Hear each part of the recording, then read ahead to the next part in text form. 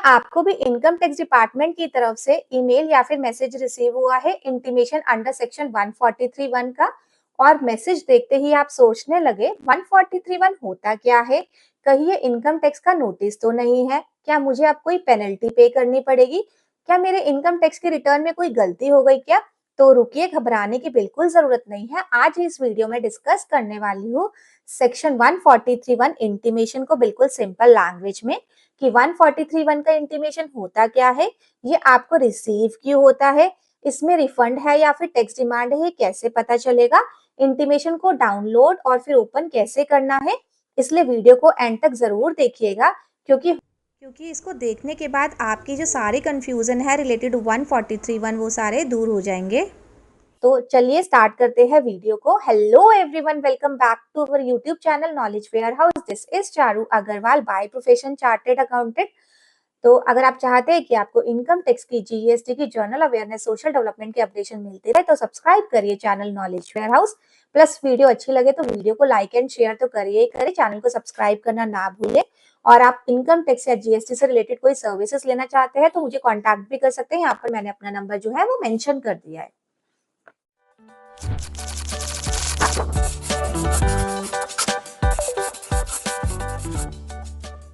जो intimation receive होती है इनकम टैक्स डिपार्टमेंट से सेक्शन 143(1) की, तो ये कोई नोटिस नहीं है, सिर्फ ये हमें जो है इनकम टैक्स डिपार्टमेंट जो है इंटीमेट करता है कि आपने जो इनकम टैक्स के रिटर्न में जो वैल्यूज डाली है, अमाउंट डाला है, और हमारे हिसाब से जो है ये कैलकुलेशन हो रही है, तो उसका जो है कंपैरिजन ही एक इंटीमेशन में दिया जाता है।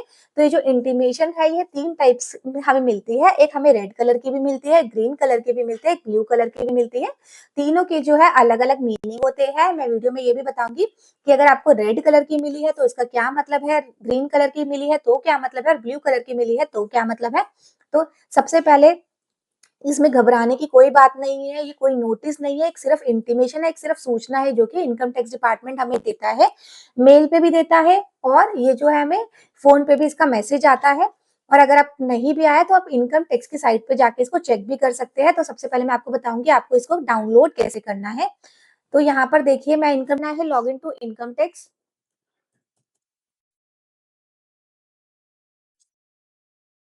तो यहाँ पर मैंने इसे क्लिक कर दिया।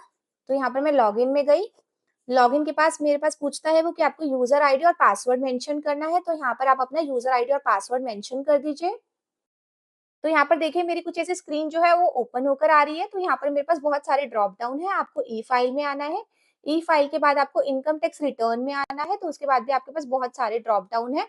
आपको आना है व्यू फाइल रिटर्न्स में। मैंने यहाँ पर क्लिक कर दिया है।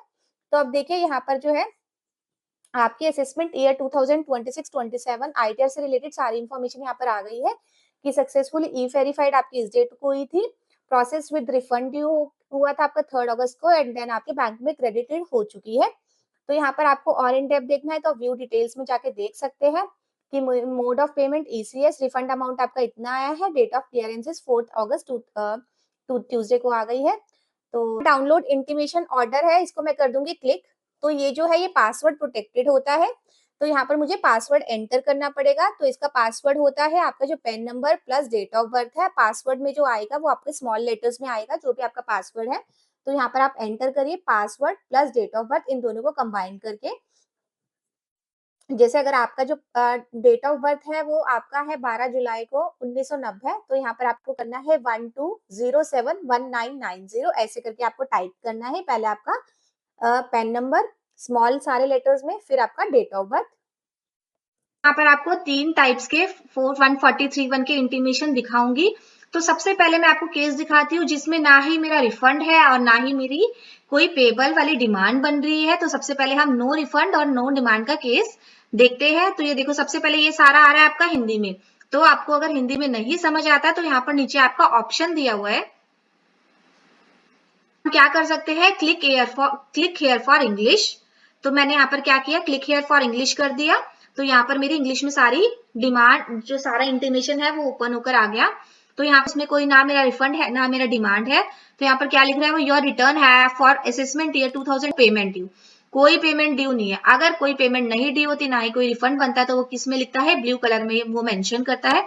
तो देखो बेसिकली मैंने आपको जैसे इंट्रोडक्शन में भी बताया था कि 143(1) का इंटीमेशन क्या होता है कि हम अपनी जो इनकम टैक्स की रिटर्न में जो डिटेल्स डालते हैं और इनकम टैक्स डिपार्टमेंट अपनी कैलकुलेशन करता है, उसके हिसाब से वो क्या करता है, इस 143(1) के इंटीमेशन में कंपैरिजन करता है, कंपैरिजन कर रहा है कि ये वाली जो as provided by taxpayer, मतलब ये जो है ये डिटेल्स हमने डाली हुई है और ये इनकम टैक्स डिपार्टमेंट ने कैलकुलेट की हुई है अपने बिहाफ पे, अपनी जितना उसके पास डाटा है। तो टैक्स पेयर ने अपनी सैलरी यहाँ पर 3,60,000 की डाल रखी थी और जो इनकम टैक्स डिपार्टमेंट ने अपनी कैलकुलेशन लगाई है, कैलकुलेशन बनाई है, उसमें भी 3,60,000 की ही डाल रखी है। तो यहाँ पर हम देखिए हाउस प्रॉपर्टी हमारी हमने भी कोई इनकम नहीं डाल रखी थी और डिपार्टमेंट ने भी कोई इनकम कैलकुलेट नहीं की हुई। अदर सोर्सेज में भी जो जो हमने चीजें डाल रखी थी वो परफेक्टली भी इनकम टैक्स डिपार्टमेंट की वही कैलकुलेशन आई है। तो कुल तरीके से अपना 143(1) का जो इंटीमेशन है वो इजिली मैच कर रहा है हमारी जो भी हमने डिटेल्स इनपुट डाली हुई थी और जो इनकम टैक्स डिपार्टमेंट ने कैलकुलेट की हुई है। तो यहाँ पर देखो हमने कोई टैक्सेस पे नहीं किए हुए थे और जो हमारा बैलेंस है वो 0 है और इनकम टैक्स बैलेंस 0 है। तो बेसिकली 143(1) के इंटीमेशन में हमारा चेक हो गया कि हमने जो डिटेल डाली हुई है और जो इनकम टैक्स डिपार्टमेंट ने डिटेल अपनी कैलकुलेट की हुई है वो हमारा मैच कर। ये मैंने आपको दिखाया था पहला केस जिसमें ना ही रिफंड था और ना ही डिमांड थी। अब मैं आपको सेकंड केस दिखाती हूँ जिसमें कि हमारा रिफंड बनेगा। ठीक है, अब दूसरा वाला देखते हैं। 143(1) का इंटीमेशन में हमारा रिफंड बन रहा है, तो यहाँ पर भी मैं क्या करूंगी, अपनी जो फाइल है प्रोटेक्टेड है तो उसको मैं पासवर्ड एंटर करके उसको ओपन करूंगी। तो देखो वही एज यूजुअल ये हिंदी में लिखा हुआ है, तो ये मिलता है icon click here for English version, मैंने यहाँ पर क्लिक कर दिया। तो देखो इस केस में ये जो इंटीमेशन है ये उस एसएससी का है जिस केस में उसकी रिफंड बन रही है। तो यहाँ पर देखो वो ग्रीन लेटर्स उसमें क्या क्या चीजें आई हुई है वो सेम एज इट इज ही आएगी डिटेल कि जो कि टैक्स पेयर ने डाली हुई है इंफॉर्मेशन और जो कि 143(1) में कंप्यूटेड हुई है, डिपार्टमेंट में कैलकुलेट की हुई है। तो यहाँ पर देखो सैलरीज उसने सेम कैलकुलेट की है, अदर सोर्सेज भी उसकी इतनी बन रही थी। तो टोटल जो उसकी इनकम है वो इतनी थी 10,800 उसकी स्पेशल रेट में टैक्स हुई है। टोटल डिडक्शन हमने जो टोटल इनकम है वो ली हुई थी 484,611 और जो इनकम टैक्स डिपार्टमेंट ने क्या कर दिया उसको राउंड ऑफ कर दिया, तो उसका भी डिफरेंस उसने दिखा रखा है। तो बाकी हमारी जो रिटर्न है वो परफेक्टली मैच हो रही है जो भी इनकम टैक्स के डिपार्टमेंट ने अपनी कैलकुलेट की हुई है। तो बेसिकली जो इस केस में जो टैक्स लायबिलिटी बन रही थी उसके बाद भी रिफंड आ गया है। तो वो टैक्स क्रेडिट कितने बन रहे थे, टीडीएस कटा हुआ था 25,240 रुपीज का और जो रिफंड अमाउंट आया है वो 23,230 आया और जो उसने कैलकुलेशन लगाई तो 23,232 की लगाई और जो उसने इंटरेस्ट भी दे रखा है 244A के बीच में कि आपका जो रिफंड पे इंटरेस्ट भी प्रोवाइड करता है इनकम टैक्स डिपार्टमेंट, तो 464 का आया हुआ है। तो यहाँ पर कितना रिफंड कैलकुलेट हुआ 23,696। तो बेसिकली ये वाला जो केस है ये वो केस है जिसमें कि एसएससी का जो रिफंड आया हुआ है। अब जो थर्ड केस है वो भी एसएससी नहीं है जिसके केस में डिमांड आई हो, तो मैंने क्या किया है वर्ड फाइल पे वर्ड में आपको इंटीमेशन बना के दिखा दिया कि 143(1) का इंटीमेशन कैसे होता है अगर हमारी डिमांड आई होती है। तो देखो यहाँ पर इंटीमेशन में वो क्या लिख रहा है कि you have an demand for assessment year. ठीक है, तो उसमें डिमांड जब भी आएगी तो वो क्या लिखेगा यहाँ पर रेड लिखेगा। तो यहाँ पर हम देखते हैं कि कहाँ कहाँ हम इजीली चेक कर सकते हैं कि इनकम टैक्स डिपार्टमेंट की डिमांड क्यों बनी है और हमने जब फाइल की थी तो हमारी कोई भी टैक्स बना नहीं था। तो यहाँ पर हम अपनी चेक कर सकते हैं रिटर्न कि कहाँ पर हमारी जो हमने इनपुट्स डाल रखे हैं कहाँ पर वो मिसमैच कर रहे हैं इनकम टैक्स डिपार्टमेंट के साथ। तो देखो जो हमने ग्रॉस सैलरी ली हुई थी वो पूरी की पूरी सेम आ रही है जो इनकम टैक्स डिपार्टमेंट ने भी कैलकुलेट की है। ये जो कॉलम है ये कौन सी कैलकुलेशन के बेस पे है जो कि इनकम टैक्स डिपार्टमेंट करता है और ये कौन सी कैलकुलेशन है जो कि हमने इनकम टैक्स की रिटर्न में फाइल की हुई है। तो ये देखो ये हमारी जो है वो सेम आ रही है। तो नेक्स्ट हम देखते हैं हाउस प्रॉपर्टी हमने भी क्लेम नहीं कर रखी और उनके थ्रू भी क्लेम नहीं हुई। तो यहाँ पर देखो जो टैक्स पेबल है वो हमने बना रखा है 55,000 जबकि जो इनकम टैक्स डिपार्टमेंट ने कैलकुलेट किया हुआ है वो 86,000 की कैलकुलेशन आई हुई है। तो इस केस के कारण ही जो हमारी है वो डिमांड बन रही है।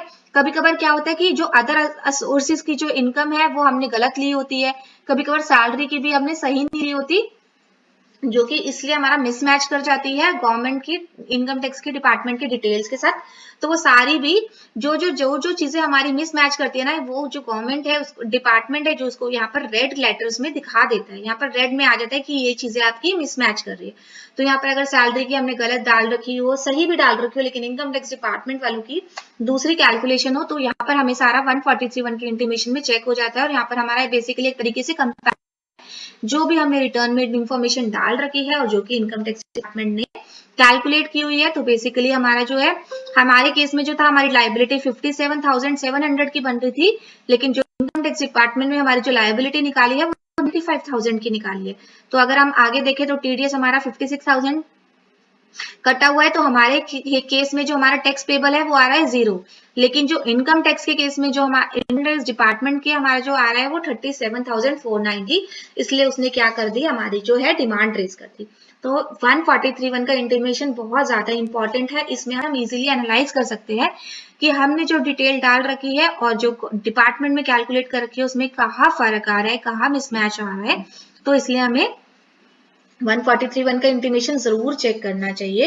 यहाँ पर आपका जो नेट पेबल अमाउंट आ रहा है 37,490, इसको आपको पे करना पड़ेगा। या तो आप एक्सेप्ट करोगे कि ठीक है मेरी इतनी डिमांड बन ही रही थी, दूसरा केस है कि आप एक्सेप्ट नहीं करोगे। तो दोनों ही केस में आपको कैसे कैसे कैरी ऑन करना है उसके ऊपर भी मैंने वीडियो बना रखी है। अगर आपका 143(1) का इंटीमेशन में कोई डिमांड आती है तो वो आपको कैसे रिजॉल्व करनी है उसके बारे में भी मैंने आपको पूरा का पूरा समझा रखा है।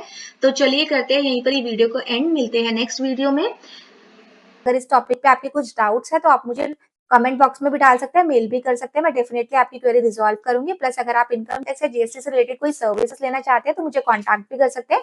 यहाँ पर मैंने अपना नंबर जो है मेंशन कर दिया है। Thank you. प्लस वीडियो अच्छी लगे तो वीडियो को लाइक एंड शेयर तो करे ही करे, चैनल को सब्सक्राइब भी जरूर करें, जिससे मैं जो भी इंपॉर्टेंट वीडियोस अपलोड करूंगी उसकी नोटिफिकेशन आपको टाइम टू टाइम मिलती रहेगी। Thank you.